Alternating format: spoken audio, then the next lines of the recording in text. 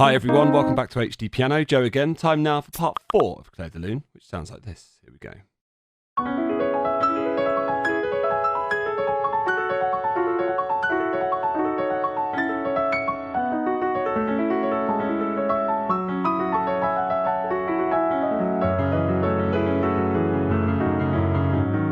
There we are. I was going to do this one massive video, but I'm aware that these videos have become ginormous, so I thought I'd condense it and split the next one that I was going to do as one into 2.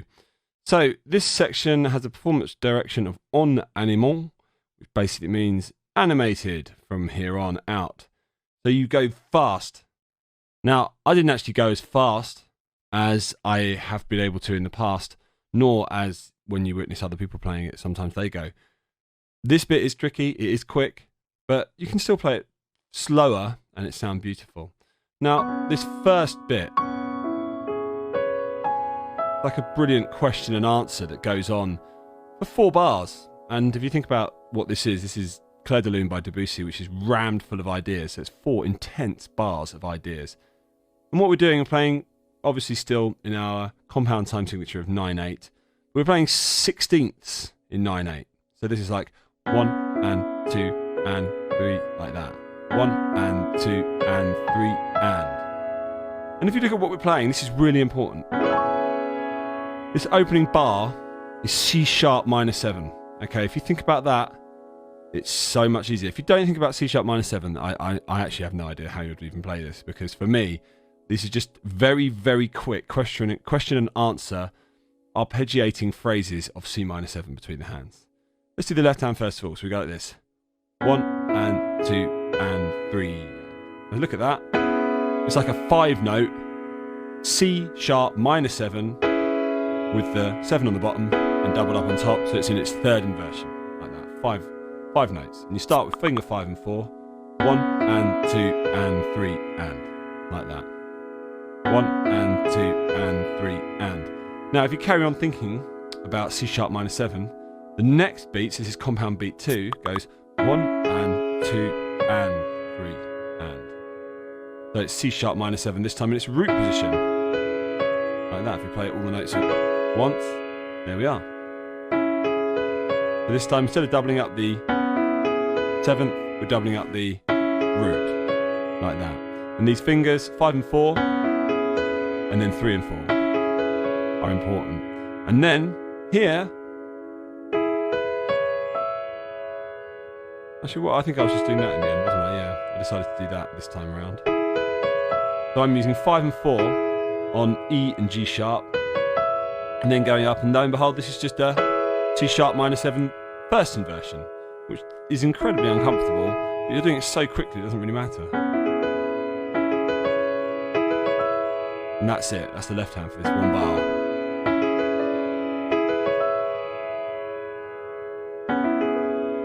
Pardon me.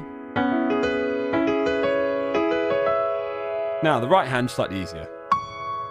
1 and 2 and 3 and 1 and 2 and 3 and 1 and 2 and 3 and. So it's triadic in beat 1, triadic in beat 2, and it's got a 7th in it at the end of beat 3. There. That always used to catch me out. So together.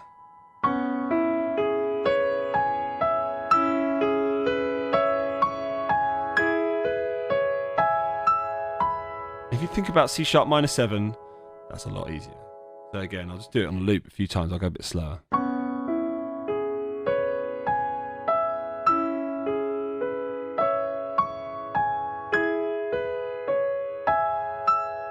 And each hand is just inverting up the next note in the chord.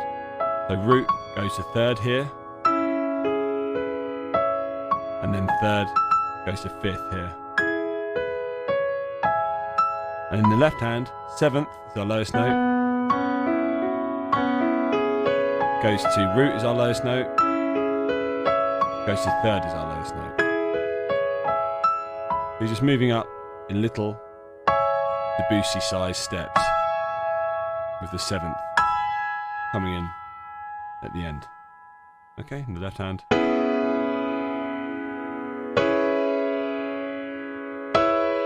Okay, a couple more times, then we'll move on.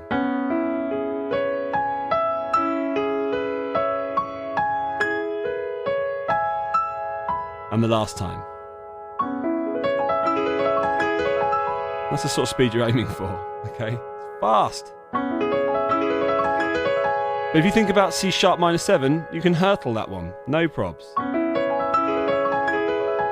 No probs might be a bit of an underestimate. Anyway, then we go to like this.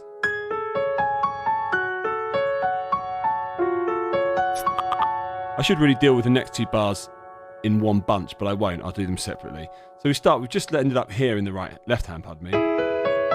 And now it's really important that you keep your finger 4 there, and you go like that. If you move your finger 5 there, it doesn't really matter. I found my finger 5 kept doing that. Doesn't matter. If you move away, you're going to have a bad time.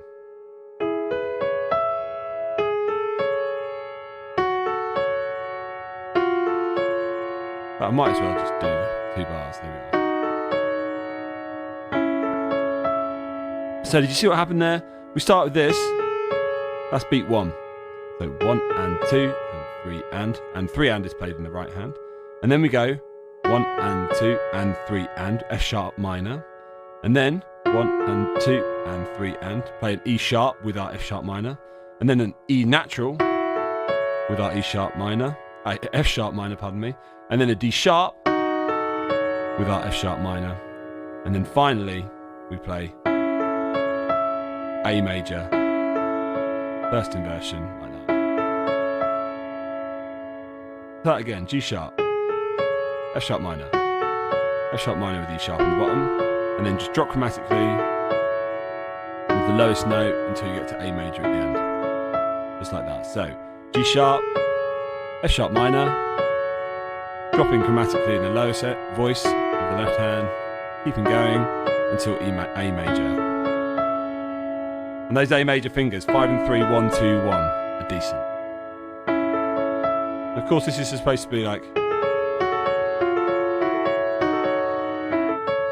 that. And there is bits where you slow, like the cadential points, i.e. the ends of phrases. There's no harm in slowing down a bit.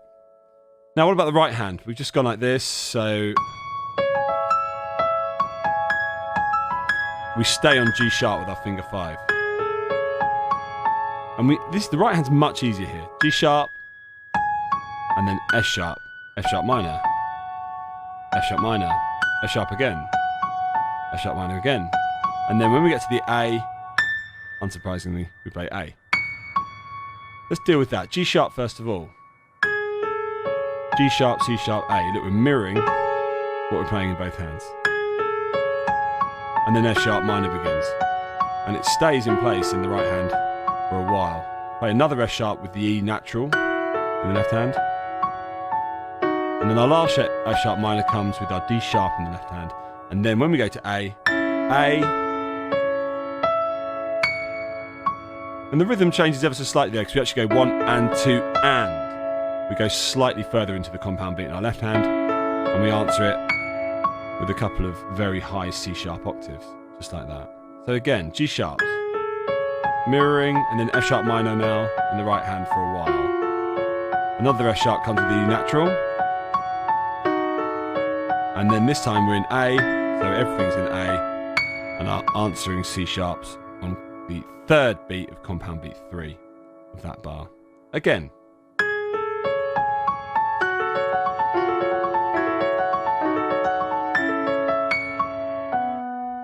And that's the sort of speed you're aiming for. But if you go slowly and build it up and build it up, possibly for some of you over many years. Some of you maybe not. Eventually, you get to that free-flowing madness that is this section of Clair de Lune. Where are we?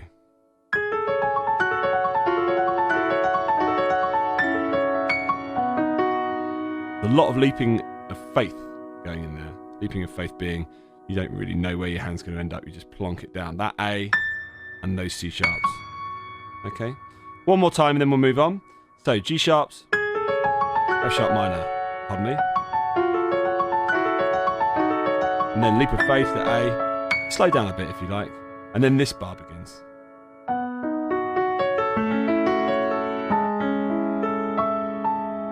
So I always just think of this as B major, okay? B major with the ninth, like B major 9, or so it's actually just B9. It's got the minor 7 there, but the ninth note.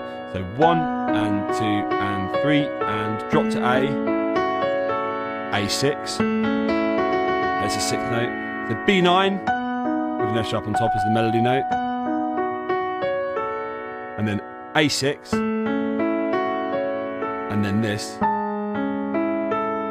A major 7 really. We've got the major 7th down here, and then we play the first inversion shape of A up here,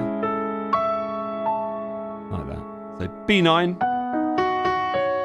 A6, and then A major 7 again.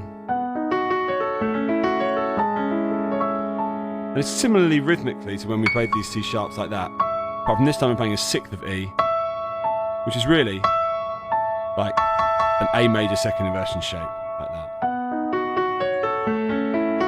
So we go 1 and 2 and 3 and. If you do those fingers, 4 and 1, you're in position for the start of the next bar. Again, so B9, A6, A9, sorry, A major 7 I should say. Like that. One more time. And then this.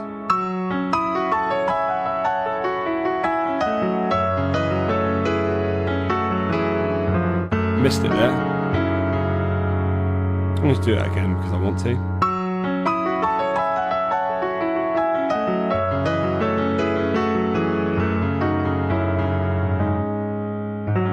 There we are. We actually changed key. I haven't even mentioned the key change, have I? Whoa, what am I playing at? At this point, we've actually changed to C sharp minor. So all of these notes that we've had before that were flats are now no longer in D flat major at all. We're playing in C sharp minor. Okay, so we've got F sharp, C sharp, G sharp, and D sharp to contend with now. It doesn't really matter, I suppose, because we are not really talking about individual notes so much. We're just talking about chords. But at this point, we are now playing a massive F sharp minor 7 arpeggio that's like this.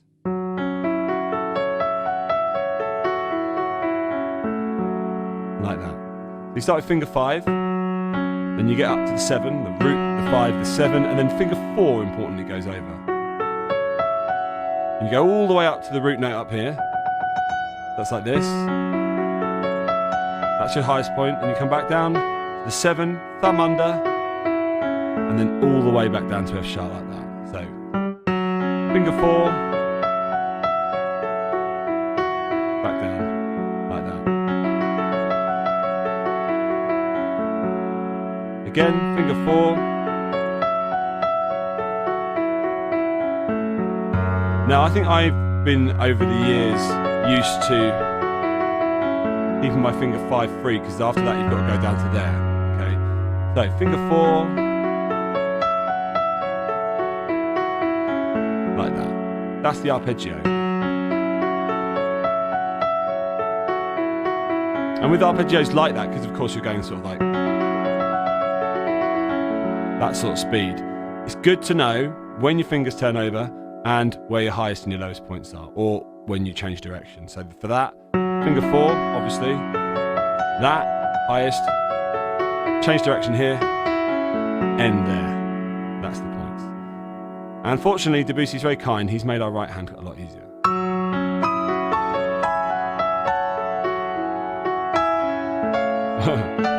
Play correctly though. Pardon me. Like that. All we're doing, descending thirds.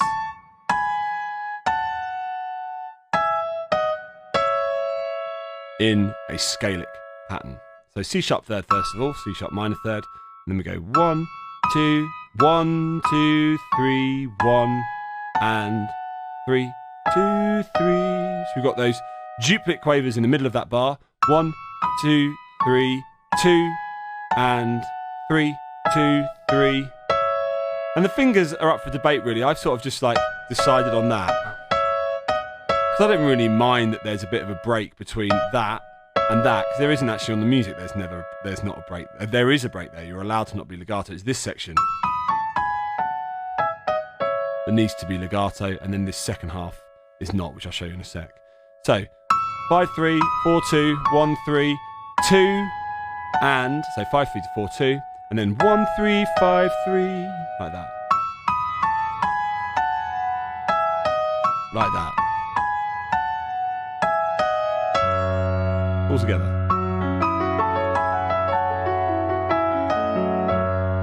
Just like that.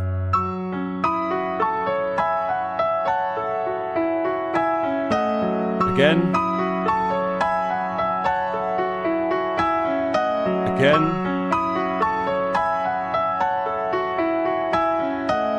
Last time.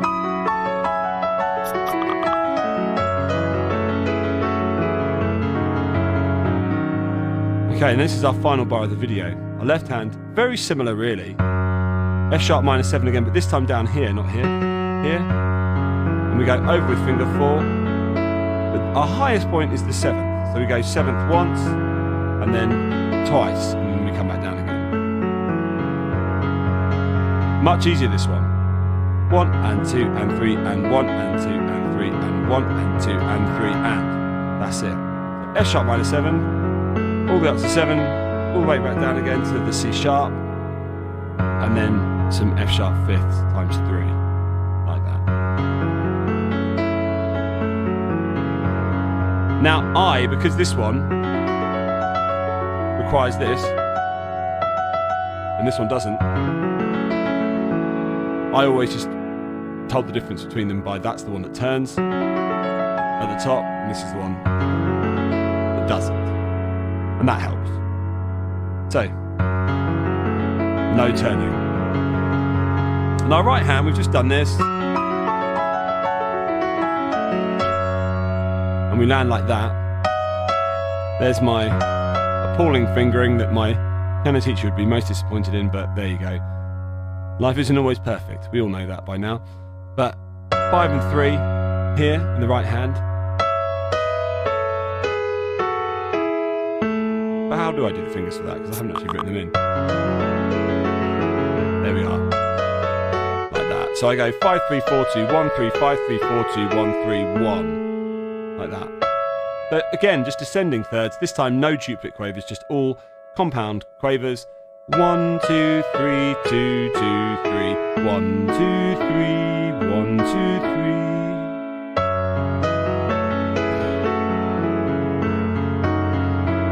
Slower.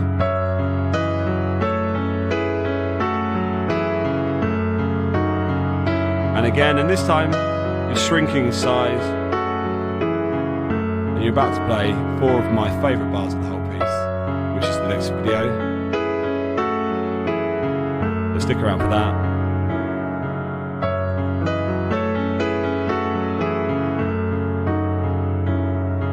I can't believe I didn't mention the key change. A sackable offence.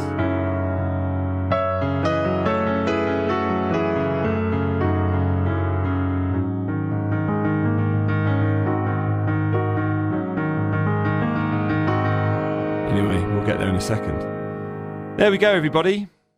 Hope you're enjoying this piece. I'm not sure how it's translating in terms of our HD piano format, but if any of you ever learn to play this properly, I'd love to see it. Let's try that again anyway.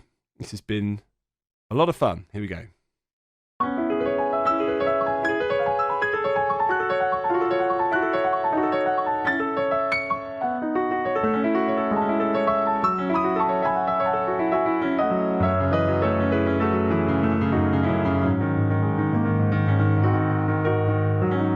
There we go, just about anyway.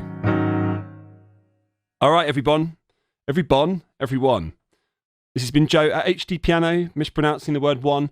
I'll see you on video 5, which is beautiful, to say the least. Bye for now.